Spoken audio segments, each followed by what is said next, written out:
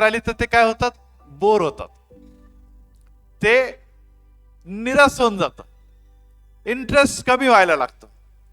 जसं आपण जॉब आहे, तोच तोच तोच तोच जॉब आपण नेहमी करतो, मग आपल्याला वाटतं अरे अब मजा नाही रह गया पहिले के जैसा. अनेक जण मग कंटाळतात, अनेक जण इथपर्यंत आहे की मग रिटायरमेंट देखील घेऊन घेतात. तेव्हा आम्ही पहिले जसा मजा नाही रह गया, पहिले जसा मजा नाही रह गया. आणि त्या आपल्या जीवनामध्ये अनेकदा तो रुटीन जो आहे त्यामध्ये प्रत्येकाला बदल हवा असतो, प्रत्येकाला बदल हवा असतो. त्याचप्रमाणे जेव्हा आपण कुटुंबामध्ये पती पत्नी म्हणून राहतो, वर्षानुवर्ष संसार करतो, एकमेकांचा स्वभाव, एकमेकांची बोलणं, एकमेकांचे विचार हे वर्षानुवर्ष आपण ऐकत असतो. त्याच्यामध्ये अनेकदा आपल्याला अनेकदा नाविन्य दिसत नाही, तर मग आपण अनेकदा सांसारिक जीवनामध्ये देखील कंटाळतो, आपण सांसारिक जीवनामध्ये देखील कंटाळतो आणि आपण म्हणतो यार क्या बोर है, बहुत मेरा मिस्टर बहुत बोर है, वही वही वही वही बातें करते रहता है. किंवा पत्नी नेहमी तेच, अरे जरा काहीतरी नवीन घाल. त्यासाठी दोन गोष्टी महत्वाच्या आहे की आपण ज्या घरामध्ये राहतो, अनेकदा आपल्याला घराच्या बाहेर पडणं गरजेचं आहे. अनेकदा आपण दुसऱ्या गावी जातो आणि कुठे टूरवर जातो, ट्रिपवर जातो आणि मग आपण म्हणतो नाही आता आम्ही जरा कपडे वेगळे घालणार आहे. आजकाल तर फोटोशूट पण असतो, मोबाईल पण असतो, त्यामुळे तेच तेच कपडे, तेच तेच फोटो टाकले तर मग लोक म्हणतात अरे काय वय वय पहनते की बस कपडे आहे की नाही. मग आता काही लोक जे आहे ते कदाचित सण नाही, फेस्टिवल नाही, परंतु कुठेतरी आम्ही बाहेर चाललोय तर आम्हाला लोकांना काहीतरी नवीन दिसायला पाहिजे, त्यामुळे फोटोसाठीच विशेष कपडे घेतात. त्यांना गरज नसते, परंतु काय आता आपण बाहेर जाणार आणि आपले फोटो जाणार, ते म्हणतील अरे यांच्या सिस्टरच्याकडे तेच तेच साड्या दिसतात, तेच आता यावेळेस मी ड्रेस घालून जाणार, ड्रेस मध्ये पण आता वेगळे पॅटर्न मी घालणार. आणि त्यामुळे आपण स्वतःला काहीतरी नवीन, ज्याला आपलं प्रेझेंटेशन नवीन दाखवायचा प्रयत्न करतो आणि त्यामुळे आपल्याला आनंद मिळतो. असं नाही की आपण दुसऱ्यांना खुश करू, आपल्याला पण समाधान वाटतं, वा वा आज मी हे कपडे घातले, हे ड्रेस घातलं, काहीतरी उत्साह आणि स्फूर्तीदायक वाटतं. आणि ही फार महत्वाची गोष्ट आहे की पहिले स्वतःला समाधान मिळणं गरजेचं आहे. कारण की जर तुम्ही स्वतः समाधानी असाल तर आपण इतरांना खुश ठेवू शकतो. स्वतःच रडत राहतो, स्वतःच कष्टी राहतो, स्वतःच मरगळले राहतो, मग काय होतं, घराचं वातावरण जे आहे, कौटुंबिक वातावरण, ते पण त्याच्यामध्ये मरगळ निर्माण होऊन जातं, बोरिंग ज्याला आपण म्हणतो, बोरिंग होऊन जातं. त्यामुळे प्रत्येकाने प्रथम स्वतःमध्ये चैतन्य, स्फूर्ती, ऊर्जा हे निर्माण करणं गरजेचं. आणि जर ते निर्माण झालं तर मग आपण इतरांना देखील एक प्रोत्साहित करू शकतो, एनकरेज करू शकतो. आणि हे वैवाहिक जीवनाचं एक रहस्य गुढ आहे. परंतु चैतन्य नुसतं कपडे घालून नव्हे, चैतन्य नुसतं मेकअप किंवा हेअरस्टाईल बदलण्याने हे होत नाही, तर ते अंतःकरणातून होतं. कारण की आपण कितीही चांगले चांगले कपडे घातले, चांगला चांगला ड्रेस घातला, तर आपण अनेकदा म्हणतो अरे फोटो में जरा स्माइल तो दो यार, कपडे सब कुछ अच्छा दिख रहा है पर चेहरा उतरा हुआ है, नाही चलेगा. म्हणजे आपल्याला ही बाब देखील महत्वाचं आहे की आपण नुसतं बाह्य प्रदर्शन किंवा बाह्य प्रेझेंटेशनच्या द्वारे स्वतःला उत्तम, चांगला आणि आनंदी, सुखी हे दाखवू शकत नाही. थोड्या वेळ आपण म्हणतो की मास्क जे आहे तो लावून लोकांना खुश करण्याचा प्रयत्न करू, परंतु जे अंतःकरणात आहे ते लवकरच बाहेर पडतं आणि मग आपण म्हणतो अरे आता बोर झालं, काही नाही, आता बस फोटो फोटो बहुत हो गया, हसना हसना बहुत हो गया. परत एक बार आपल्या रिअल लाईफ मध्ये येऊया. हो प्रियांनो, प्रत्येक व्यक्ती जे ख्रिस्ती आहे तो ख्रिस्तामध्ये त्याला दररोज दर दिवशी नाविन्यपूर्ण नाविन्यपूर्ण गोष्टी मिळायला पाहिजे.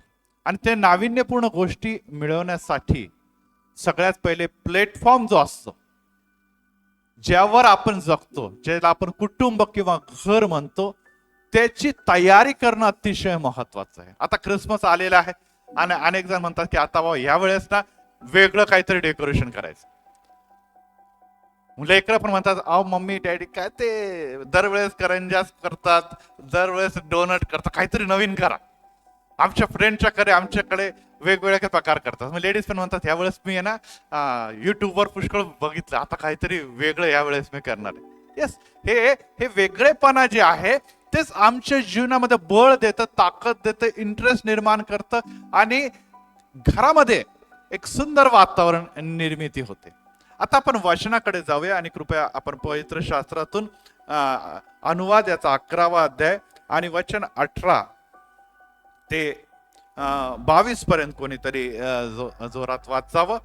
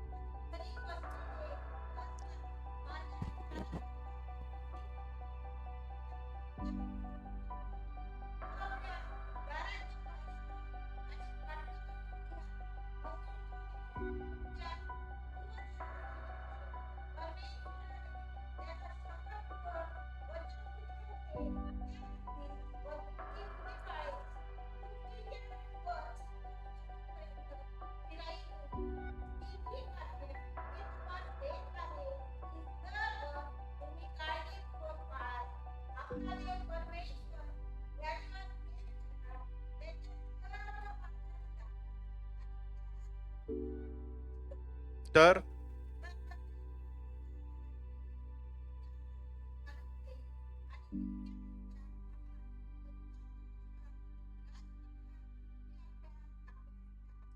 Thank you sister. खरोखर आज परत एक चॅलेंज आहे. प्रत्येक व्यक्तीसाठी एक चॅलेंज आहे, प्रत्येक कुटुंबासाठी चॅलेंज आहे की जेव्हा आपल्याला सर्व्हाइव्ह करायचं आहे, या जगामध्ये जगायचं आहे, तर आम्हाला काही गोष्टी घालवून द्यायला पाहिजे.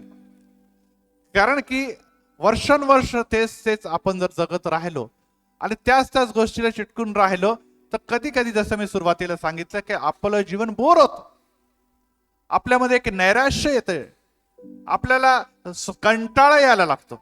आणि परमेश्वराचं वचन आम्हाला सांगतं की हे जर तुम्ही सर्व पाळाल तर देव परमेश्वर ज्याच्यावर तुम्ही प्रेम करतात, त्याच्या मार्गाने तुम्ही चालत आहात, त्याला तुम्ही धरून राहत आहे, तो त्या राष्ट्रामध्ये, त्या लोकांमध्ये, त्या समाजामध्ये, त्या कॉलनीमध्ये, त्या कुटुंबामध्ये, त्या घराण्यामध्ये तुम्हाला वचन सांगते की महान आणि सामर्थ्यशाली एक वेगळ्या कुटुंबाची ओळख निर्माण होणार आहे. आणि हे फार महत्वाचं आहे की आपल्या कौटुंबिक जीवनामध्ये आपलं वेगळेपण दिसणं गरजेचं आहे. कारण की आपण ख्रिस्ती आहोत, आम्ही विश्वासणारे आहोत. आपल्याला देवाने अशा प्रकारची एनर्जी व ताकद दिलेली आहे जी दररोज आम्हाला रिफ्रेश करत राहते. आणि रिफ्रेश जर ती करत असते तर ते लोकांना देखील दिसायला पाहिजे.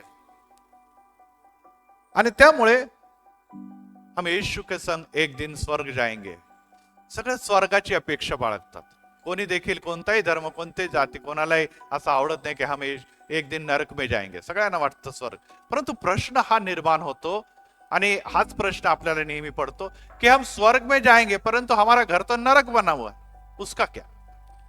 असं होईल का की ज्या घरामध्ये आम्ही राहतो तिथे भांडण, तंटा, झगडे, वादविवाद आणि सगळे प्रकारचा एकमेकांना आरोप प्रतिरोप, संशय, आणि मुलं एका बाजूला तोंड, नवऱ्याचा बाजूला तोंड, बायको आपल्या काम, आणि हे सर्व प्रकारचा दुरावा, हे सगळ्या गोष्टी असताना हे घरातच कौटुंबिक वातावरण नाही घरातच एक नॉर्मल जीवन नाही आणि आपण अपेक्षा बाळगतो की आम्ही तिथे जाणार आहोत. परंतु मला सांगू द्या की या घरामध्ये काल आणि परवा देखील मी सांगितलं की 3 घटक तर ऑलरेडी आहेच. एक आहे मम्मी, एक आहे डॅडी आणि एक चिल्ड्रन आणि त्याबरोबर येशू, चौथा घटक. परंतु हा चौथा घटक असताना या चौघांमध्ये कोण इम्पॉर्टंट आहे सांगा बरं? पती, पत्नी की लेकर की येशू, कोणाला आपण महत्व देतो? है ना. अनेकदा आपल्याला माहित आहे की पत्नीचा मस्तक आहे, परंतु आपला मस्तक प्रभू येशू आहे घराचा. आणि ज्या घरामध्ये आद्यस्थान, प्रायोरिटी, प्राथमिकता आपण येशूला देतो. आणि जसं इथे लिहिलेलं की कपाळपट्टीला लावा, त्याचप्रमाणे हाताला बांधा, त्याचे वचन हे आहे, या सगळ्या गोष्टी आहे. या सगळ्या गोष्टी आपण सगळीकडे लावून ठेवलेल्या, सेटिंग उत्तम आहे, परंतु ते आपल्या आचरणामध्ये नाही. आणि जर आचरणामध्ये नाही तर ते आमच्या स्वभावामधून दिसत नाही. आणि त्याचा परिणाम हा होतो की कुठेतरी प्रायोरिटी आम्ही गमवतो.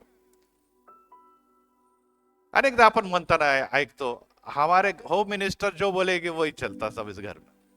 होम मिनिस्टर कोण असतं? बायका असतात, है ना. ते अनेकदा बायका म्हणतात माझा नवरा जे म्हणाल ना तेच पूर्व दिशा, ते जे म्हणतील ना तेच हे घरामध्ये चालतं. आणि आजकाल तर कलच बदललेला आहे. आजकालचं सगळं आई वडील, मुलं जे म्हणतात त्याच हिशोबाने चालव. मम्मी नाही हेच कपडे, आता मुलं मम्मीला सांगायला लागले मम्मी हे साडी घालायचे, ते बिलकुल नाही. हा, आज आमचे हे फ्रेंड येणारे, हे येणारे, तुला हेच कपडे घालावे लागतात. तर मम्मी कोणते कपडे घालायचे, कोणती हेअरस्टाईल करायची, काय करायचं, तर मुली ठरवायला लागलेल्या. मम्मी असं घालून यायचं, नाही तर मग बिचार मम्मी म्हणता हा बरोबर आहे, तुला जास्त कळतं. तुला काय कळतं मम्मी? अरे आम्ही फेसबुकवर, व्हॉट्सअपवर बघ असं असं सगळे राहतात, तूही अशी राहत जा. म्हणजे आजकाल अनेकदा मुलांना विचारून घरातलं अनेक गोष्टीचं डिसिजन घेतलं जातं. अनेक गोष्टी खरेदी करायचे मुलांचं ओपिनियन घेतलं जातं. बाळा हे कोणतं मोबाईल, कोणतं टीव्ही, कोणते फर्निचर, हे मुलांना जास्त माहित. ते लहान आहे वयाने, त्यांना अनुभव नाही.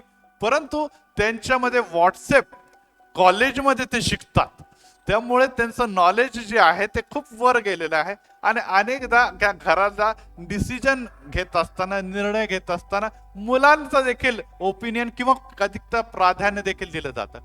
परंतु ह्या सर्व गोष्टी असताना जे आपण म्हणतो की प्रभू येशू माझ्या घराचा मस्तक आहे, तो प्रमुख आहे, त्याला अनेकदा डिसिजन घेत असताना, निर्णय घेत असताना किंवा आपल्या जीवनामध्ये तो संपूर्ण दिवस घालवत असताना प्राधान्य नसतं. त्यामुळे ज्या गोष्टीला किंवा ज्या व्यक्तीला किंवा ज्या देवाला आपल्या जीवनामध्ये प्राधान्य नाही, तो तुमच्या कुटुंबामध्ये कशा प्रकारे इन्व्हॉल्व्ह होणार? आपण इन्व्हॉल्व्ह होऊच नाही देत त्याला. त्याची इच्छा आहे की त्याने तुमच्या आणि माझ्या जीवनामध्ये यावं आणि आपल्या घराचं नियंत्रण त्याने घ्यावं आणि उत्तम अशा गोष्टी त्याने द्यावा. इथे वचनामध्ये असं लिहिलेलं आहे की तुम्ही त्या मार्गात चालला. तर वचन लिहिलेलं आहे की तुम्ही, वचन 21 बघा, म्हणजे देश तुमच्या पूर्वजांना देण्याच्या परमेश्वराने शपथपूर्वक वचन दिले होते, त्यास तुम्ही व तुमचे मुले बाळे पृथ्वीवर आकाश असेपर्यंत चिरायू व्हा. आकाश असेपर्यंत चिरायू व्हा म्हणजे जेव्हा येशू ख्रिस्ताचं सेकंड कमिंग होत आहे आणि त्यानंतर आकाश हे सगळं काय ढळून जाणार आहे, नवीन यरुशलेमची संकल्पना, तिथपर्यंत तुमचं कुटुंब जे आहे ते अस्तित्वात राहणार आहे. परंतु या दिवसामध्ये आपल्याला सर्वप्रथम आपलं घर, आपलं कुटुंब हे खऱ्या अर्थाने जर स्वर्ग बनवायचं आहे तर आपल्या घरामध्ये, आपल्या जीवनामध्ये येशूला प्राधान्य देणं हे महत्वाचं आहे. आणि जर आपण येशूला प्राधान्य दिलं, आपण बायबल वाचतो, आपण प्रार्थना करतो, आपली कौटुंबिक भक्ती आहे आणि आपल्या जीवनामध्ये त्याचे वचन आहे. नुसतं पाट्या लावलेल्या आहे, नुसतं फोटो लावलेले तेवढंच नाही, तर ते वचन आपल्या जीवनामधून जर दिसत आहे तर ते नुसतं आपल्यासाठी नाही तर आपले शेजार पाजारी व इतर नातलगांसाठी देखील आदर्श ठरतात. एक आपण म्हणतो लाईट हाऊस ठरतात, त्याच्या प्रकाशाकडे बघून त्यांना देखील प्रोत्साहन आणि उत्तेजन मिळतं. ख्रिस्ती जीवन जे आहे हे स्वतःसाठी जगणं नाही, आपण इतरांसाठी जगतो. प्रभू आपल्या येशू ख्रिस्त या जगामध्ये स्वतःला जगण्यासाठी नाही आला, तो स्वर्गामध्ये आनंदित होता, परंतु तो या जगामध्ये यासाठी आला की ते काही स्वर्गीय गोष्टी आहे ते त्याने आमच्या जीवनामध्ये होतावं. त्यासाठी तो स्वतःसाठी नाही तर समाजासाठी, त्या राष्ट्रासाठी, जगासाठी तो जगला. त्याचप्रमाणे आम्ही देखील वेगळे नाही, आम्ही देखील येशूच्या द्वारे निर्मित केलेले त्याचे पुत्र, त्याची प्रजा आहोत. आणि आपलं जीवन देखील हे निश्चितच कौटुंबिक आहे, सामाजिक आहे, परंतु परंतु आम्हाला ख्रिस्ताचा प्रकाश इतरांना प्रकाशित करण्याकरता देण्याची गरज आहे. आणि त्यासाठी त्याचे वचन, त्याचे आज्ञापालन हे आमच्या जीवनामध्ये असणं अतिशय गरजेचं आहे. आणि हे करत असताना काही गोष्टी आपल्याला आज शिकायच्या आहे. कारण की देवाने सुरुवातीला जर आपण एदेन बागेच्याकडे बघितलं तर एदेन बागेमध्ये पती आणि पत्नी हे दोघं होते आणि ते खूप आनंदात त्यांनी सुखी होते. आणि ते सुख जे आनंद ह्याला सेंद लागणं ना, हिंदीमध्ये बोलते सेंद लग्न. तर इथे कुठे असं काय घडलं की ज्याच्यामुळे ते आनंद हे लोकरच शापामध्ये बदललं? कोणाची एंट्री झाली?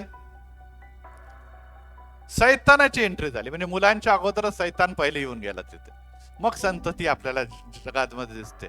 हो प्रियांनो, सेंद जी असते, ज्याला म्हणतात प्रवेश जो असतो, तो जसं लग्न झालं आणि सगळं काही चांगलं की लगेच सैतानाची एंट्री असते आपल्या जीवनामध्ये. आणि मग अनेकदा मुलं बाळ येण्याच्या अगोदरच एक दोघांमध्ये तिढा निर्माण होऊन जातो, दोघांचं एक सेटअप तयार होऊन जातं की मग संतती आल्यानंतर त्यांचं प्रेम जवळीकता कमीत होते, मम्मीचं लक्ष जास्त मुलांकडे जातं आणि त्यामुळे आणि पती हा निश्चितच प्रेमामध्ये किंवा घरामध्ये जबाबदाऱ्यामध्ये आणखीन वाढतो आणि दोघांमध्ये ऑटोमॅटिकली एक दुरावा निर्माण होतो. हा दुरावा मानसिक दुरावा जरी असला तरी जबाबदाऱ्या वाढल्यामुळे जास्त असतो. पत्नीला वाटतं आता माझ्यावर मुलाबाळांची जबाबदारी आहे, तर पतीला वाटतं आता जबाबदाऱ्या वाढला, खर्च वाढला, तर मला देखील काहीतरी आता एक्स्ट्रा करावं लागेल. हे जबाबदाऱ्या ज्या असतात, हे रिस्पॉन्सिबिलिटीज जे असतात ते आमच्यामध्ये अनेकदा प्रॅक्टिकल जीवन निर्माण करतात. आम्ही जगतो खरे, परंतु एक तांत्रिक जीवन, एक मेकॅनिकल जीवन आपलं होऊन जातं. की पत्नीला वाटतं मुलाबाळांना खाऊ घातलं, पत्नीला जेवण बनवलं की झाला माझा आजचा दिवस पुरा. पतीला वाटतं की आज मी ड्युटी केली, काम केलं, झाला माझा दिवस आज पुरा. हे आपलं जीवन पूर्ततेचा एक बनतो, एक सिस्टम तयार होऊन जातो.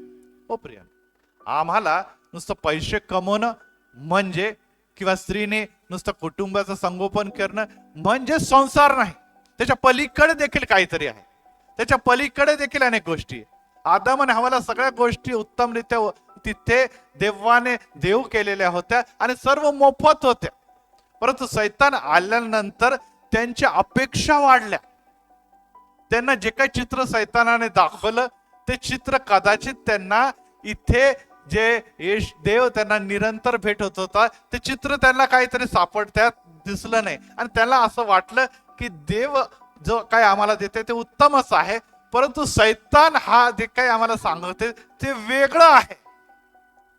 आणि ह्या दिवसामध्ये अनेक लोकांना हे वाटतं की समथिंग डिफरंट, काहीतरी वेगळं पाहिजे, आम्हाला काहीतरी वेगळं पाहिजे. आणि त्यामुळे तिच्याकडे जे आहे ते जर माझ्याकडे असेल तर आपल्याला वाटतं नाही नाही. पहिले आपण आपल्याकडे बघत नाही. साडी घ्यायला गेलं तर स्त्रिया सगळ्यात पहिले बघतात माझ्या मैत्रिणीकडे, मग ह्यांच्याकडे आहे का ती साडी, मग त्यांच्याकडे ते आहे का, मग त्या सिलेक्ट करतात, भले आपल्याकडे आहे की नाही. मी अनेकदा माझी पत्नी अरे तुझ्याकडे अशा कितीतरी साडी, अरे आहे माझ्याकडे पण त्यांच्याकडे नाही ना, म्हणून मला ती घ्यायची साडी. म्हणजे अनेकदा आपण आपल्या गरजा काय आहे, आपली नीड काय आहे याकडे बघत नाही, परंतु लोकांना काहीतरी मी वेगळी आहे, मी काहीतरी वेगळं आहे हे दाखवण्याचा प्रयत्न आपल्या जीवनामध्ये. आणि देव जो काही ते देत होता ते सर्वोत्तम होतं, सर्वोत्तम होतं, परंतु सैतान म्हणा नाही, समथिंग डिफरंट. देव जो काही देते ना त्याच्यापेक्षा पण एक वेगळा अँगल आहे, एक जीवनाचा एक कंगोरा एक वेगळा आहे आणि त्याकडे मी तुला घेऊन चाललो. आणि त्या स्त्रीला ती बाब पटली, नवऱ्याला पण ती बाब पटवली गेली आणि परिणाम हाच झाला की तो डिफरंट अँगल शोधता शोधता त्यांना त्या आनंदी स्वर्ग समान एदेन बागेतून बाहेर पडावं लागलं. बाहेर पडावं लागलं. आणि मग बाहेर पडल्यास जेव्हा घरातून कुटुंबातून ते बाहेर पडतात, मग आटे दाल का भाव समज में आता है. अनेकदा मम्मी डॅडी वडील वृद्धजन याच्याबरोबर मुलं लेकरं राहतात आणि त्यांना वाटतं अरे बहुत इझी आहे संसार, काय नाही, मस्त आहे, आनंदी आहे. आणि मग परिस्थिती कधी कधी अशी निर्माण होते की जॉब संबंधी किंवा काही कामानिमित्ताने किंवा ट्रान्सफर झाला, दुसरीकडे जावं लागतं. मग त्यांना आठे झालचा भाव समजतो की इतक्या दिवस मम्मी डॅडी सगळं काही देत होते, सगळं आनंदी चाललं, त्यांना वाटत मम्मी डॅडी काय असं. परंतु जेव्हा आपण बाहेर पडतो, मग मम्मी डॅडीने आजवर आपल्याला काय दिलं, कशा प्रकारे देत होते, कशा प्रकारे आपल्या घराचा सेटअप होता, ते सगळं त्यांना आठवतं. मग मम्मी डॅडीची आठवण येते. मम्मी हे, मम्मी ते, मम्मी हे करायचं का, मम्मी ते करायचं का. इतके दिवस सगळं सेट सेट झालेलं असतं. हो प्रियानो, एक बाब लक्षात ठेवा की देवाने तुम्हा आणि माझ्यासाठी जीवनाच्या निर्मितीच्या अगोदर पती आणि पत्नी ही देवाची योजना आखलेली, ती सर्व काही एक वेगळा सुंदर असा सेटअप तयार करून दिलेला आहे. परंतु जग व जगामध्ये वावरत असताना, राहत असताना, आपल्याला जेव्हा आपण जगामध्ये वावरतो, आपल्याला असं वाटतं की समथिंग युनिक, आपल्याला काहीतरी वेगळं पाहिजे. आणि ते वेगळे पण शोधण्याच्या अट्टहास या पोटी आपण त्या सुंदर स्वर्गीय वातावरणाच्या बाहेर पडतो. आणि मग आटे आणि दालचा भाव आपल्याला कळतो. आणि मग उधळ्या पुत्राप्रमाणे जेव्हा आपण सगळं काही उधळून बसतो, मग आपल्याला वाटतं अरे अभी मेरा वापस आना बहुत मुश्किल है, क्योंकि हम बहुत आगे पहुंच गए, हम बहुत दूर तक चले गए.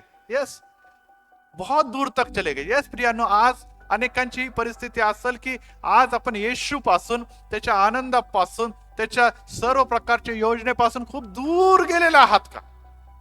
परंतु पिता, उधळ्या पुत्राचा पिता त्याची वाट बघत होता, त्याची वाट बघत होता. त्याला माहित आहे की या घरातून तो गेल्यानंतर कधी देखील सुखी राहू शकत नाही, कारण की त्यांनी जे काही उभारलेलं होतं ते धन पैसा संपत्तीमुळे नव्हे, तर देवाच्या योजने आणि देवाच्या आज्ञेच्या सर्व पालनामुळे उभारलेलं होतं. त्याला चांगलं माहित होतं की सर्वोत्तम गोष्ट या घरामध्येच आहे. जर माझ्या मुलाला परत सुखी व्हायचंय तर त्याला परत एक बार त्या घरामध्ये, कुटुंबामध्ये यावं लागल. आणि आला तरच त्याला परत एक बार समाधान, शांती आणि वैभव प्राप्त होईल. हो प्रियानो, आज ऑनलाईन देखील आमच्यामध्ये अनेक जण आहे. हो, ही बाब आपण लक्षात ठेवा की आपण वैभव, आपण उत्कर्ष, आपण प्रगती, आपण या नवीन जमान्याच्या हिशोबाने यश, सर्व काही गोष्टी जेव्हा आपण करायला बाहेर जातो, तेव्हा काही दिवस आम्हाला आनंद मिळतो. फिरायला आपण गेलो, कोणत्या समजा 10-12 दिवसाच्या ट्रिपला आपण कुठे गेलो, तर पहिले 5-6 दिवस आपल्याला छान वाटतं. आणि मग बाई आता मला घराच्या आठवण यायला लागली, काय ते हॉटेलचं खाऊन खाऊन खाऊन खाऊन बोर झालेलं आहे, काय चाललं असेल घरी, कसं चाललं असेल घरी, हे चाललं. म्हणजे 5व्या-6व्या दिवशी परत एक बार आपल्याला आपल्या घराची आठवण यायला लागते. कारण की आपलं अटॅचमेंट, आपले विचार, आपली जडणघडण, आपलं सेटअप सगळं त्या घराच्या हिशोबाने तयार झालेलं असतं. आपण त्यापासून जास्त समय दूर राहू शकत नाही. आपण काहीतरी मिस करत असतो. हो प्रियानो, सगळ्यात महत्वाची गोष्ट आहे की आपण आपल्या जीवनाचा आरंभ जर ख्रिस्तात आणि विश्वासात केला असेल आणि त्याचा सुखाचा अनुभव जर घेतलेला असेल, त्यामध्ये आपण घडवलेलं, रसलं जर गेलं असेल, तर आपण त्याच्यापासून दूर जाऊन, किंवा दुसरी गोष्ट, आपले मुलं बाळ त्याच्यापासून दूर जाऊन लवकरच त्यांना कळतं की मी माझ्या मम्मी डॅडीच्या त्या घरापासून किंवा जे माझं घर होतं त्यापासून अनेक गोष्टी मिस करत आहोत. परंतु जर आजवर आपण ते सेटअप उभारू शकलो नाही, तर मिसिंगचा काही प्रश्नच येत नाही. आणि यासाठी आज हे वचन जेव्हा अनुवाद 11 मध्ये मोशे पवित्र शास्त्रामध्ये जेव्हा की देवाची वचने ते साठवून ठेवा, त्याला हाताला बांधून ठेवा, त्याला कपाळपट्टीला लावा, ती तुमच्या मुलाबाळांना शिकवा, घरी बसलेला असताना, मार्गाने चालत असताना, निस्ता उठता त्याविषयी तुम्ही बोलत जा, बोलत जा. काल परवाच मी, आपण कदाचित तो ऍड बघितला असेल की एक मम्मी आहे आणि ते आपल्या मुलाला सर्व करत आहे. आणि ते टेबलवर दोघंही बसलेले ब्रेकफास्टसाठी. आणि परत मम्मी बघत आहे की हा मोबाईलवर गुंतलेला आहे. मग शेजारी बसली मम्मी लगेच त्याला कॉल करते. आणि ते म्हणते, अरे तू तर माझ्या शेजारी बसले, तुम्हाला काय कॉल करते? म्हणे बाळा, तसं बोललं तर तुला ऐकू जात नाही. मोबाईल थ्रू तू माझ्या शेजारी बसलाय, परंतु तू असं लवकर मला रिसिव्ह करणार नाही, पण मोबाईलवर लगेच रिसिव्ह करशील. म्हणजे परिस्थिती ही झालेली आहे की आता दुसऱ्या खोलीत काय, शेजारी बसलेल्या मुलाशी कनेक्ट होण्यासाठी आपल्याला या मीडियाचा उपयोग करावा लागतो.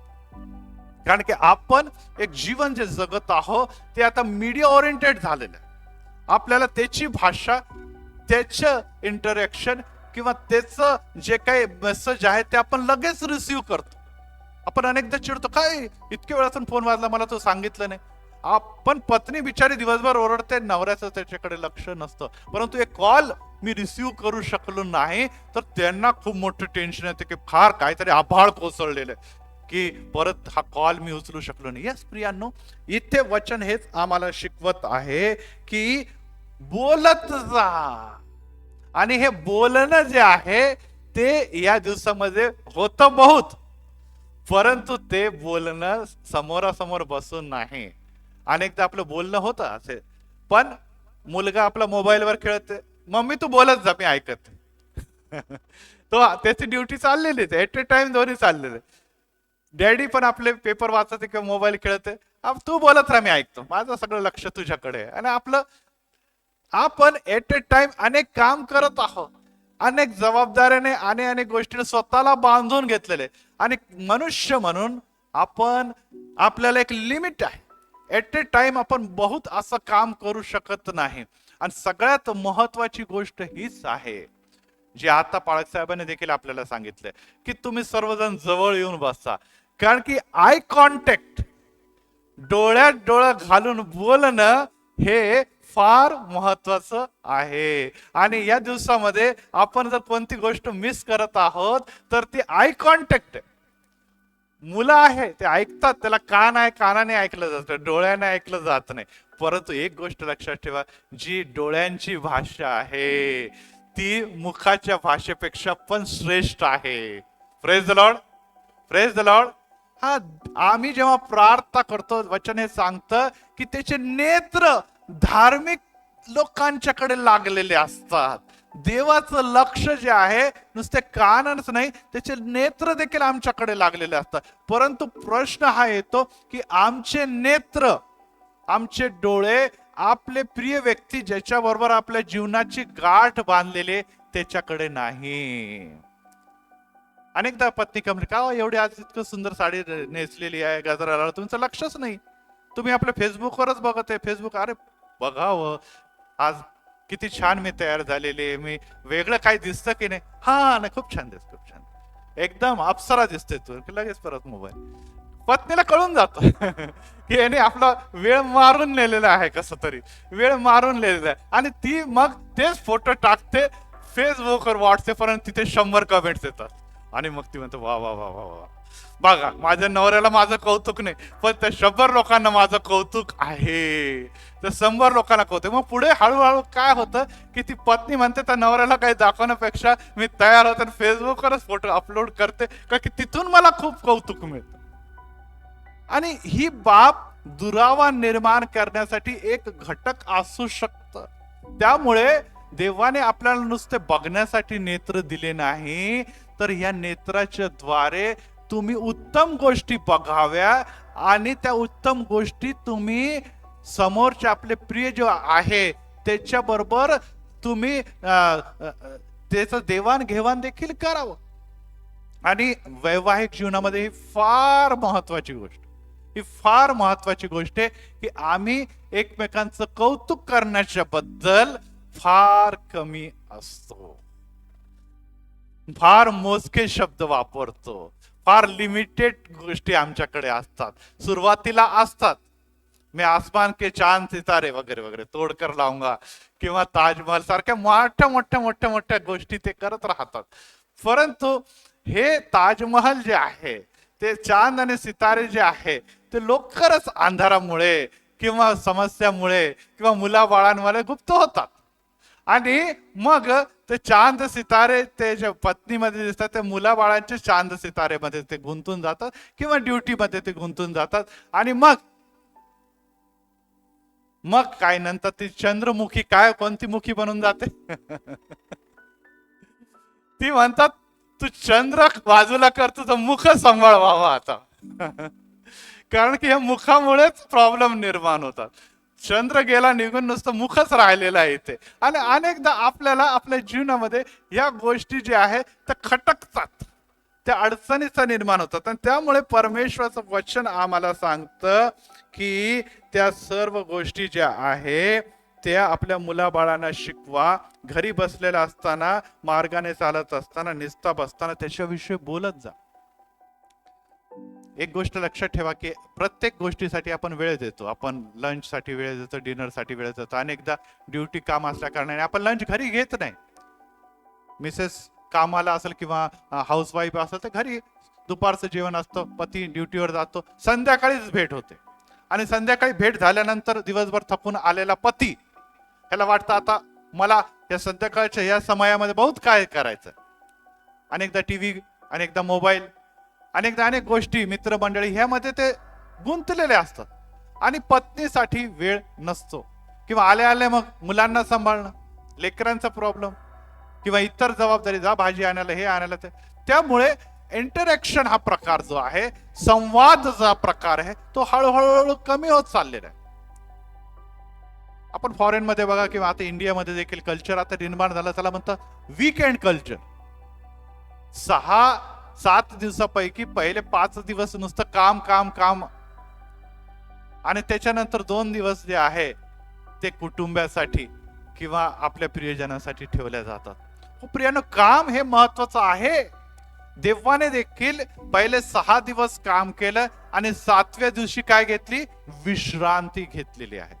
7व्या दिवशी विश्रांती घेतली. परंतु एक गोष्ट आपल्याला त्या कामाबरोबर दिसलेली आहे की प्रत्येक दिवशी जेव्हा काम संपलं तेव्हा त्या कामाच्याकडे बघून, त्या निर्मितीच्याकडे कडून देव म्हणतो हे चांगलं आहे, हे चांगलं आहे. आपण गुड इव्हनिंग करतो, गुड नाईट करतो, परंतु खरोखर ते गुड आणि गुड आहे का? गुड डे म्हणून पण एकमेकाला सांगतो, परंतु खरोखर ते मनापासून आम्हाला वाटतं की आजचा दिवस जे काही मी काम केलं ते चांगलं आहे. उलट आपल्याला असं वाटतं की अरे आजचा दिवस असाच गेला, नाही उद्या आपण होपफुल राहतो, नाही नो प्रॉब्लेम, उद्याचा दिवस तरी चांगला जाईल. आणि ह्या इच्छेमध्ये आपण नियमित पुढे आणि पुढे आणि पुढे वाढत जातो. हो प्रियांनो, एक गोष्ट तुम्हाला आणि मला लक्षात ठेवायला पाहिजे. एकदा मी कॅमेरा नवीन घेतला. आता माझ्याकडे पुष्कळ कॅमेरे, परंतु त्या काळामध्ये तो रोल टाकणारा कॅमेरा असायचा, कोडॅकचा रोल टाकायचा कॅमेरा.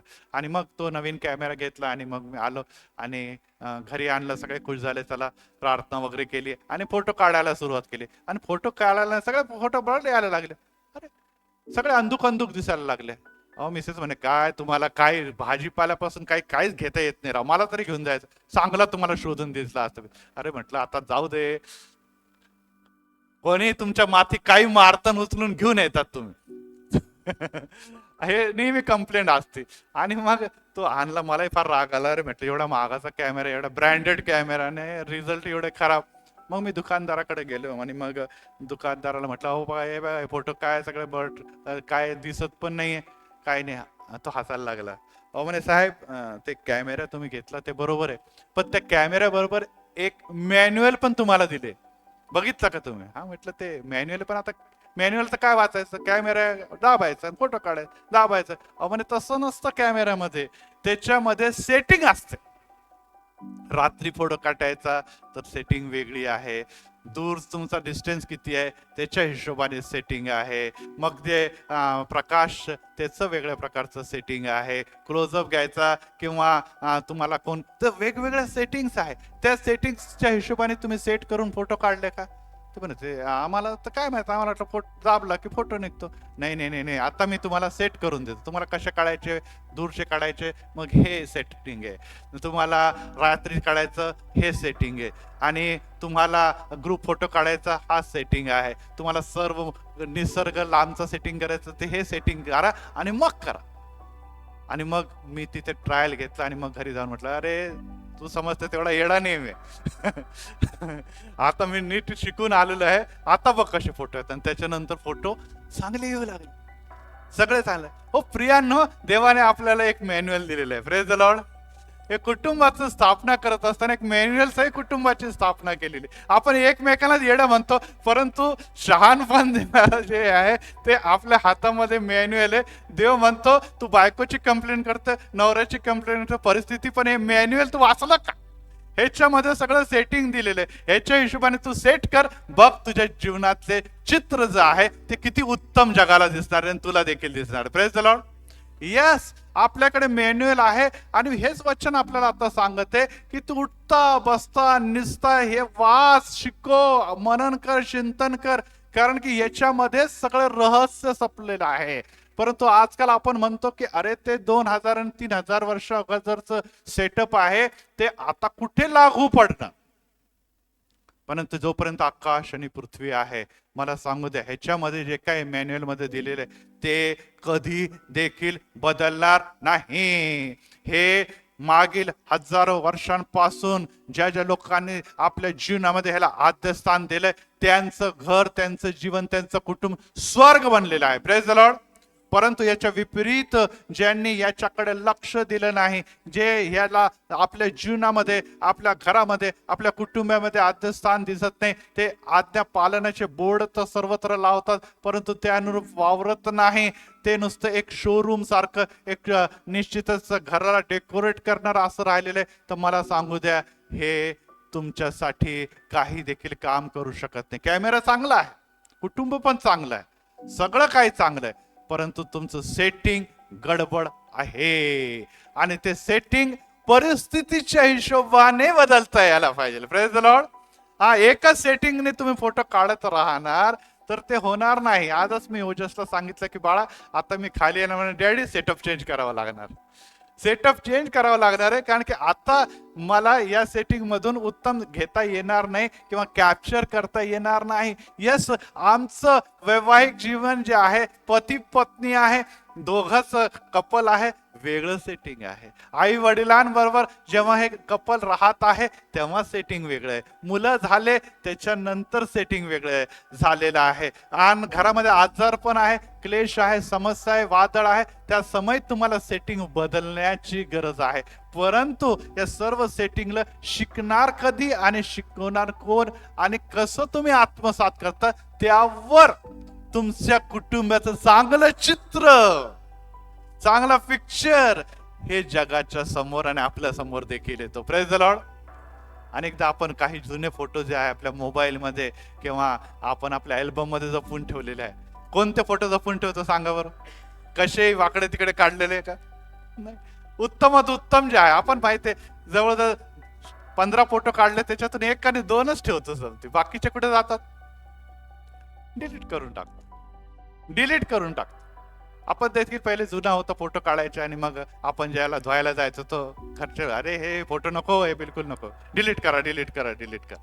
काही फोटो आम्हाला आपल्या जीवनामधून डिलीट करावे लागतात, तर काही फोटो सेव्ह करून ठेवावे लागतात. Praise the Lord. हा, हे जीवनाची ओळख आहे. चांगल्या स्मृती, जुने ते होऊन गेले, पहा आता सर्व नवे झालेले आहे. आपण नाविन्याकडे जाण्यासाठी वाटचाल करत असतो, परंतु याचा अर्थ नाही की जुन्या सगळ्या गोष्टीच वाईट होत्या. जुने जे ब्लॅक अँड व्हाईट आहे ते सगळं काही वाईट आहे असं कधीही नाही. आणि यासाठी प्रियांनो, ते चित्र रंगवत असताना, ते चित्र तुमच्या आणि माझ्या समोर येत असताना, त्या चित्राच्या मागे चित्रकार कोण आहे हे खूप सुंदर. कोण चित्रकार आहे व कोण चित्रकार आहे? तो चित्रकार जो आहे, जो चित्र रंगवत आहे, तो आहे देव, तो आहे परमेश्वर, वो है खुदा. तो तुमचं माझं जीवनाचं कुटुंबाचं सुंदर असं चित्र रंगवू इच्छितो, आणि तेच चित्र खरं चित्र आहे. मी स्वित्झर्लंडला गेले, मी एफिल टॉवरच्या समोर उभा आहे, की मी बिग बँगच्या समोर उभा आहे, आणि तिकडचे फोटो ते निश्चितच चांगले चित्र आहे, परंतु ते खरं चित्र तुमचं माझं दाखवू शकत नाही. ते चित्र एक चित्र आहे जे वैभव दाखवत आहे, तुमचं स्टेटस दाखवत आहे, परंतु खरं चित्र आत आहे. खरं चित्र आहात. आणि मी तुम्हाला अगोदर पण सांगितलं की मेकअप करून सुंदर कपडे घालून आपलं खरं चित्र समोर येत नाही. आपलं खरं चित्र इथे जे आहे ते आतून तुम्ही कसे आहात ते दिसत, ते दिसून येतं. आणि त्यासाठी जेव्हा आपण या सेटिंग कडे जातो तर ती सेटिंग उत्तम असणं गरजेचं आहे. आमच्याकडे एक मित्र होते आणि त्यांनी नवीन हिरो होंडा घेतला आणि त्यांचे काही मित्र होते, त्यांचं गॅरेज वगैरे होतं. मग ते नवीन हिरो होंडा घेतले. कितना देते एव्हरेज? 80 अरे 80 है क्या? मग आता ते मित्रांच्याकडे, अरे 80 मेरा गॅरेज है, मैं उसको अच्छा सेटिंग करके देता. गेले तर आता आपल्याला माहिती आहे गाड्या चालवणं, त्याने 90 वर सेटिंग करून दिली त्याची. आपल्याला गाडीची सेटिंग चांगली करता बदलता येते, एव्हरेज चांगलं देणारी गाडी, ते 90 ची सेटिंग केली. आता इथे बसलेल्या अनेक जणांना माहिती आहे की जे प्रॉपर जे असतं सेटिंग आहे त्याच्यापेक्षा जर तुम्ही जरा जास्त वाढवलं तर काय होणार आहे त्याचं? ती गाडी साथ देणार नाही. तुम्हाला प्रत्येक व्यक्तीला एक सेट करून देवाने या जगामध्ये पाठवलेलं आहे. आणि अनेकदा आपण काय म्हणतो, देव माझा मेंढपाळ आहे आणि त्याचे मेंढर त्याच्या मागे मागे, परंतु आपण अनेकदा सेटिंग बिघडून टाकतो आणि आपण म्हणतो मी पीछे पीछे नाही, मैं आगे आगे चलूंगा. परमेश्वर तू मेरे पीछे पीछे आ. अनेकांचे जीवन हे आहे की त्यांना खूप घाई आहे, त्यांना आपल्या जीवनामध्ये खूप लवकरात लवकर प्रगती साध्य करायची, लवकरात लवकर पुढे जायचंय, लवकरात लवकर सर्व गोष्टी आत्मसात करायचे. त्यामुळे ते देवाची योजना किंवा जी सेटिंग तुम्हाला दिलेली ते सेटिंग पेक्षा पण वेगळी सेटिंग करतात आणि ते पळत आहे, धावत आहे, धावत आहे, ते वेड्यासारखे धावत आहे आणि त्यामुळे ती सर्व सेटिंग बिघडलेली आहे. मी मागच्या वेळेस पंढरपूर येतो होतो आणि मी एक बोर्डचं उदाहरण दिलं तिकडे. आणि ते उदाहरण हे आहे, कदाचित आपण फेसबुकवर किंवा गुगलवर बघितलं असेल की एक व्यक्ती ऍडव्हर्टाईज खूप प्रसिद्ध झाली आणि ती ऍडव्हर्टाईज आता भारतामध्ये आता आलेली, ती जवळपास 100 वर्षा अगोदर इंग्लंडमध्ये झाली. ती ऍडव्हर्टाईज ही होती की त्याच्यामध्ये एक व्यक्ती आहे आणि त्याने आपल्या गळ्यामध्ये एक बोर्ड टांगलेला आहे, आता कॉमन झालेलं आहे, एक बोर्ड गळ्यामध्ये टांगलेला आहे आणि त्याला म्हटलेलं सँडविच बोर्ड. आपण जर गुगलवर सर्च केलं तर आपल्याला सापडलं सँडविच बोर्ड आहे. आणि त्याच्यावर म्हणजे समोरून पण असा बोर्ड, मागून पण असं बोर्ड, नुसतं त्याची मान बाहेर आहे. आजकाल आपण पुष्कळ रील्स मध्ये वगैरे पण असे ऍड बघतात. आणि त्यांनी समोरच्या, तो इतका सोशल मीडियावर फेमस झाला, खूप लोकांनी त्याला काही वेगळं आहे म्हणे, आता लोक बोर्ड घेऊन फिरतात किंवा वेगवेगळ्या प्रकारचे ऍडव्हर्टाइजमेंट बोर्ड वेगवेगळ्या प्रकारे हाताळतात, इकडे तिकडे लावतात. पण हा व्यक्ती बोर्डच्या आत आहे, नुसतं मान बाहेर आहे आणि संपूर्ण बाजूने तो बोर्डने घेरलेला आहे. आणि मग त्याने जे काही लिहिलेलं होतं बोर्डवर त्याच्याद्वारे आणखीन लोक आकर्षित झाले. त्याच्या पुढच्या बाजूला हे लिहिलं होतं की मी येशूसाठी वेडा आहे, मी येशूसाठी वेडा आहे. तर लोक खूप हसायचे त्याला, अरे येडा येडा काय, काहीतरी आहे का. तर मग मागच्या बाजूला लोक वागायचे, पीछे भी कुछ तो भी लिखा हुआ, पीछे भी कुछ लिखा हुआ, आगे तो लिखा है मैं येशूसाठी वेडा आहे, मैं येशू के लिए पागल हूं. मागे जाऊन बघितलं, मग मागे लिहिलं होतं आप किसके लिए पागल हो, तुम्ही कोणासाठी वेडे आहात. पुढून तर लोक हसायचे, पण मागून बघितल्यानंतर मग त्यांना कळायचं की रिअलिटी काय. येस प्रियानो, अनेकदा आम्ही येशूसाठी, कारण की आपल्याला माहित आहे की जे स्वर्गात जाणार आहे त्यांच्यासाठी एक उपमा दिलेली आहे आणि त्याचं नाव आहे संत लोक. जे पण रॅप्चरच्या दिवशी अंतराळात घेतले जातील त्यांना संत ही उपमा दिलेली आहे. आता तुम्ही म्हणा आम्ही तर संत नाही, परंतु तुम्हाला आणि मला त्या कॅलिबरचं किंवा त्या योग्यतेचं व्हावं लागणार आहे, कारण की दुष्कर्मी, पापी, अधर्मी यांना ती संधी नाही. आणि त्यामुळे सांगतं की जो शेवटपर्यंत टिकेल तोच तरेल. तुम्हाला आणि मला आता ख्रिस्तामध्ये, विश्वासामध्ये, प्रार्थनेमध्ये, सेवेमध्ये तिकडे वाटचाल करायचं आहे. कारण की नाहीतर मग वेडा म्हणजे आपण कुमारी, शहाण्याने तर मूर्ख कुमारी बन जाणार, ज्यांच्यासाठी दार बंद होऊन जाणार आहे. मागच्या बाजूला बोर्डच्या हे लिहिलेलं होतं की मी येशूसाठी वेडा असताना तुम्ही कोणासाठी वेडे आहात. हो प्रियांनो, या दिवसामध्ये वेडे पण खूप वाढत आहे. वेडे पण हे वाढत चाललेलं आहे. परंतु देवासाठी, वचनासाठी, मंदिरासाठी, सेवेसाठी लोकांना आता इंटरेस्ट राहिलेला नाही. आणि ते जोपर्यंत तुमच्या आणि माझ्या जीवनामध्ये निर्माण होऊ शकत नाही, जोपर्यंत आपण त्याच्यासाठी वेळ काढू शकत नाही. कारण की देवासाठी जगणं, देवाच्या सरणी बसणं, देवाची आराधना करणं, देवासाठी वेळ देणं हे जगाच्या दृष्टिकोनाने वेडपणा आहे, वेळ वेळ काढूपणा आहे. कारण की लोकांना जेव्हा टाइम असतो तेव्हाच ते येशूला देतात. परत एकदा रिपीट करतो, माझ्याकडे समय आहे तर मग मी प्रार्थना करणार, परंतु प्रार्थनेसाठी समय नाही. समय है, वेळ आहे, ठीक है, अभी मैं प्रार्थना करूंगा. आज भाई जमेगा नहीं, सीरियल बहुत अच्छा है. डैडी म्हणतात आज मेरा मैच चल रहा है, आज नहीं जमेगा, अपन कल करते हैं प्रार्थना. बिचारा मुलं उदास होतात. डॅडी ते बायबल घेऊन आपला वेळ होता. अरे रुक जा यार, क्या इशू इधर भागे जा रहे क्या, वन द मैच बहुत अभी क्लाइमॅक्स में चल रहा है, इसके बाद आपण बैठते. आणि अनेकदा आपण आपल्या वेळेच्या हिशोबाने देवाकडे जातो, आपल्या हिशोबाच्या वेळेने देवाला आपल्या घरामध्ये किंवा आपल्या कौटुंबिक भक्तीमध्ये इन्व्हाइट करतो. परंतु आपण देवासाठी विशेष वेळ देण्यासाठी तयार नाही. कारण की जगाच्या हिशोबाने ते मूर्खपणाचे आहे. कारण की हा वेळ तारुण्याचा वेळ आहे, हा समय कमवण्याचा वेळ आहे, हा टॅलेंटचा उपयोग करण्याचा वेळ आहे, हे कुटुंब सजवण्या, नटवण्या आणि घडवण्याचा समय आहे. यामध्ये आम्ही देवदेव देवदेव जर करत राहिलो तर कठीण होऊन जातं. माझी आई लहानपणी मला सांगत असे, बाळा आपल्या घरामध्ये खूप पाळक आहे, तू एक पाळक नाही झाला ना तर काही बिघडणार नाही. अरे पाळक लोक म्हणजे ते देव देव देव करून वेडे होऊन जातात.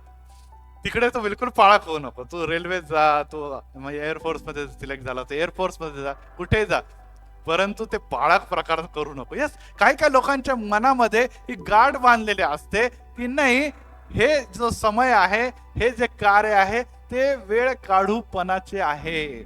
आणि आज आपण हे सांगत आहे की उठता बसता, उठता बसता म्हातारे लोक उठता, ए धर रे हात, चला उचल, आई आहे नि बाई बाई आणि देव देवा देवा देवा देवा, तेव्हा मग उठता बसता देव लक्षात येतो. परंतु जोवर सगळं काही नॉर्मल आहे तोपर्यंत आपल्याला देव आठवत नाही. सुख में सिमरन सब करे, दुख में करे न कोई, है ना. कबीरदास म्हणे, दुख में जो सिमरन करे दुःख काहे को होय. म्हणजे दुःख येणारच नाही तुमच्या जीवनामध्ये. हे कॉन्सेप्ट चुकीचं आहे. निश्चितच आपण असं म्हणणार नाही की जर देव असलं तर दुःख येणार नाही. आपलं कॉन्सेप्ट हे निश्चितच वेगळं आहे. परंतु ही बाब देखील लक्षात आहे आणि ही गोष्ट लक्षात देण्यासारखी की आम्हाला खऱ्या अर्थाने दुःखामध्येच देव जास्त आठवतो, सुखामध्ये वेळ नसतो. वीकेंड आहे किंवा सुट्टीचा दिवस आहे तर त्या दिवशी आपण देवाला समय द्यावा, यापेक्षा आपण म्हणतो आम्हाला समय नाही मिळत, आम्हाला नवरा बायकोला एकत्र राहायला वेळ मिळत नाही, आपण कुटुंबासह कुठेतरी आउटिंगला जाणं हे पसंत करतो. आणि मग घरी येऊन म्हणतो, पास्टर साहब विचारा क्या इतना अच्छा मीटिंग ऑर्गेनाइज किया आपने. अरे पास्टर साहब आपका वीडियो बहुत भारी रहता.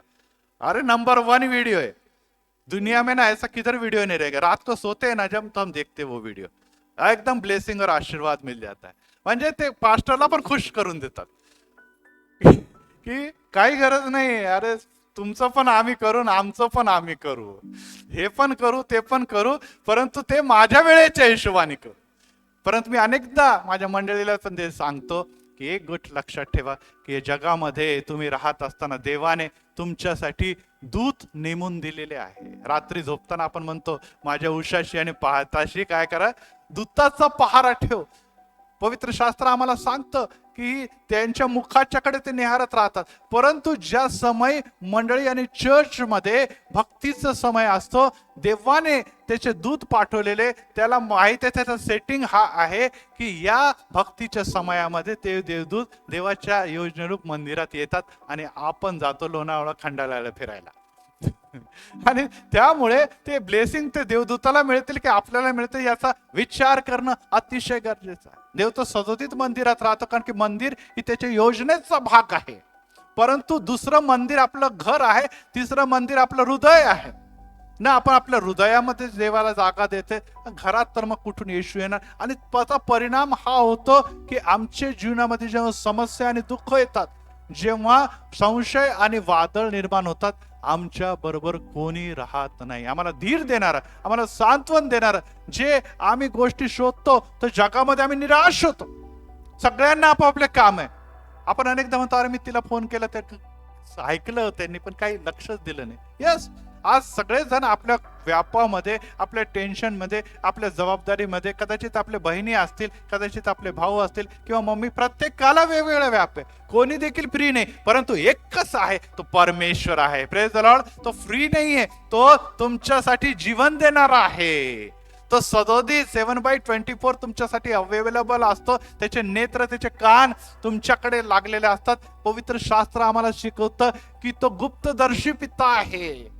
तो आमचा घरातला मेंबर आहे. तो जरी दिसत नसला तरी देखील तो सदोदित आमच्या बरोबर असतो. तो म्हणतो, हाक मार म्हणजे मी उत्तर देईन. Praise the Lord. पण कोणाची हाक? प्रश्न येतो. आपण पहिलेच दार लावून त्याला दाराच्या बाहेर काढून दिलेला आहे. तो दार ठोकत आहे आणि ठोकतच आहे. आम्ही सगळ्यांसाठी दार उघडतो. सकाळी उठल्या उठल्या झोप जसे हे उघडले नाही की फेसबुक पण आणि व्हॉट्सअप पण उघडतो. उठण्याच्या अगोदर आपलं सगळ्यांना chatting, good morning, good afternoon, good night सगळं काही होऊन गेलेलं असतं आणि त्यानंतर आपण बिछाण्यावर उठतो. परंतु प्रियांनो, ज्याने आपल्याला हे सर्व गुड दिलेलं आहे, उत्तम सर्वोत्तम दिलेलं आहे, त्याच्या आपल्या जीवनामध्ये स्थान काय आहे याकडे आमचं दुर्लक्ष झाल्यामुळे, ते ध्यानी मनी उठता बसता निसता ते आपण ग्रहण न केल्यामुळे आज तुमची आणि माझी स्थिती गंभीर गंभीर आणि गंभीर होत चाललेली.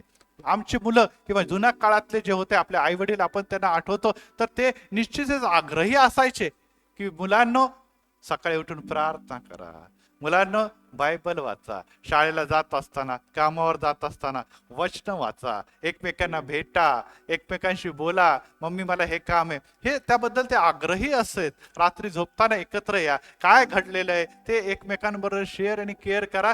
त्यामुळे एकामध्ये जिव्हाळा निर्माण होतो, एकमेकांचे सुख दुःख एकमेकांबरोबर शेअर करतात. आज परिस्थिती ही आहे की कोणी कोणाचं ऐकून घ्यायलाच नाही. आम्ही शेअर करतो तर आपले दुःख क्लेश ते व्हॉट्सअप आणि फेसबुकवर करतो, तिथून काय काय इमोजीस तुम्हाला येतात आणि त्याच्यावरच आपण समाधान मानतो आणि मग म्हणतो मला कोणीच नाही, मला कोणीच नाही. आणि असं म्हणून अनेक कुटुंबातले अनेक येशूचे प्रियजन डिप्रेशन मध्ये आहे, नैराश्यामध्ये आहे. त्यांना विचारणार, त्यांची हालचाल विचारणार आता कोणी नाही. एवढं मोठं जग आहे ज्याच्यामध्ये 2-2, 3-3 हजार आपले फ्रेंड आहेत, परंतु एक खरा फ्रेंड प्रभू येशू ख्रिस्तच, तो खरा मित्र आहे, तो तुमच्या माझ्या जीवनामध्ये नाही. आणि त्यामुळे परिस्थिती आणखीन सिरियस, आणखीन गंभीर होत आहे. आणि त्यामुळे गणना 11 मध्ये तो म्हणत आहे की तुला आणि तुझ्या मुलांना दीर्घायुष्य व्हावं, खूप दिवस आशीर्वादित जीवन जगावं. तर ह्या सगळ्या गोष्टी, हे सर्व मॅन्युअल जे आहे ते तू तुझ्या जीवनामध्ये निश्चितच सेट कर, अपडेट कर वेळोवेळी. आपण फेसबुक आणि व्हॉट्सअप आणि अनेक गोष्टी अपडेट करत असतो, कारण की आपल्याला माहिती आहे जर अपडेट केलं नाही, ओल्ड व्हर्जन आहे, तर काही दिवसानंतर ते काम करणं किंवा ते काम स्लो करायला लागतं. हो, आमच्या जीवनामध्ये वारंवार अपडेट करणं गरजेचं आहे. आणि आपण वर बघितलंय की गृहसन हे रिवायवल मीटिंग होते कशासाठी? स्वतःला आत्मिकरित्या अपडेट करण्यासाठी. येस, आता मी कुठे आहे, माझं घर कुठे आहे, माझे लेकर कुठे आहे, जगामध्ये काय चाललेलं आहे, आणि त्या हिशोबाने मी कशा प्रकारे जीवन व्यतीत करत आहे हे जाणून घेणं अतिशय गरजेचं आहे. नंबर 2 आहे की माझ्या पतीच्या किंवा माझ्या पत्नीच्या जीवनामध्ये मी कुठे आहे, माझं स्थान आहे तरी काय. आणि हे सेकंड सेशन मध्ये आपण आता बघणारच आहोत, कारण की तिथे आपण काउन्सिलिंगच्या मूळ गोष्टींकडे जाणार आहोत, की पतीसाठी किंवा पत्नीसाठी किंवा लेकरांसाठी मी किती महत्वाचे आहे किंवा माझ्या दृष्टिकोनातून ते किती महत्वाचं आहे. आणि ते करत असताना आपण परत एक फार हीच गोष्ट बघणार आहोत, की या जगामध्ये राहत असताना जर आपल्याला प्रत्येक गोष्टीमध्ये अपडेट पाहिजे, प्रत्येक गोष्टी अप टू डेट पाहिजेत, तर मग काही गोष्टी आपल्याला शिकणं अतिशय गरजेचं आहे, ते आपल्या जीवनामध्ये उतरवणं अतिशय गरजेचं आहे. आणि हा भाग येतो काउन्सिलिंगचा भाग येतो. आणि सन्माननीय स्वप्नील पाळक साहेब निश्चितच उत्तम असे काउन्सिलर आहे, जे तुम्हाला वचनाच्या द्वारे, प्रार्थनेच्या द्वारे, सेवेच्या द्वारे निश्चितच अपडेट करत असतात. परंतु आज परत एक वार त्यांच्या समवेत आपण दुसऱ्या सेशनमध्ये काही ऍक्टिव्हिटीज करणार आहोत, काही गोष्टी मध्ये इन्व्हॉल्व्ह होणार आहोत, यासाठी की आपण किती अपडेट आहोत याची माहिती आपल्याला मिळेल. तर आता ब्रेकचा समय झालेला आहे, आपण ब्रेक घेऊया आणि त्यानंतर आपण सेकंड सेशन मध्ये जाणार आहोत. सन्माननीय पाळक साहेबांना मी विनंती करतो की येणारं सेशन आणि ब्रेक बद्दल ते थोडे माहिती देतील, आणि त्यानंतर आपण थोडासा ब्रेक घेऊया आणि मग महत्वाच्या काउन्सिलिंग भागाकडे वळूया.